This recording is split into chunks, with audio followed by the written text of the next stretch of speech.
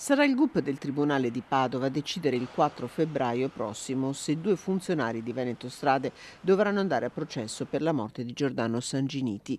Ironia della sorte, era il 4 febbraio 2023 quando lo studente di medicina che viveva a Mirano nel Veneziano con la famiglia, mentre percorreva con la sua moto la strada 308 del Santo, ha perso il controllo del mezzo dopo essere finito in una buca ai confini tra i comuni di Cadoneghe e Campodarsego.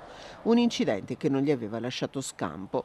Da subito i genitori avevano chiesto giustizia e si erano affidati allo studio 3A. A quasi 2 anni dalla morte, la perizia disposta dal tribunale ha stabilito che lo studente indossava regolarmente il casco e percorreva la strada a una velocità consentita. Nel mirino, quindi, proprio una maledetta buca che infatti pochi giorni dopo Veneto Strade aveva provveduto a rattoppare lungo la strada, posizionando cartelli segnalatori fino a quel momento mancanti. I due funzionari, un 39enne di Zelarino e un 61enne di San Donà di Piave, sono accusati di omicidio stradale.